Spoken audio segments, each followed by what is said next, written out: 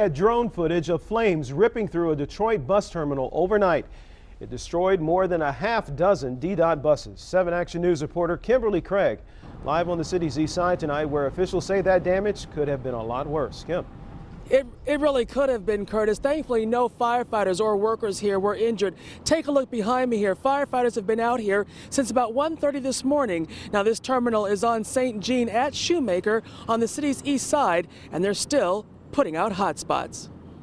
What started as a fire in the engine of a DDOT bus ended with this fire raging through one end of the Shoemaker terminal on Detroit's east side. It happened around 1:30 this morning. A maintenance worker had just parked one of the buses after refueling it and cleaning it up to be used this morning. Then, when doing a visual inspection around it, we're told he noticed smoke coming from the back of the bus where the engine is. He called for help, but the fire was too much for extinguishers, so they called the fire department and began moving buses and other parts of the building out.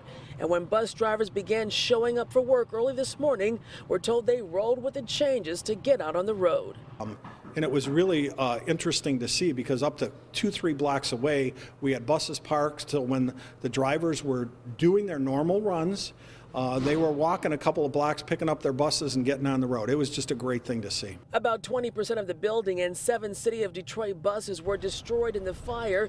The buses were 2004 and 2005 models. And despite the loss, we're told riders should not have noticed much, if any delay at all. We have extra buses, and so, you know, in a sense, these 6 are almost like contingency buses. What about any delays? Did you notice any difference in the bus? None at all. I was completely satisfied with public transportation today.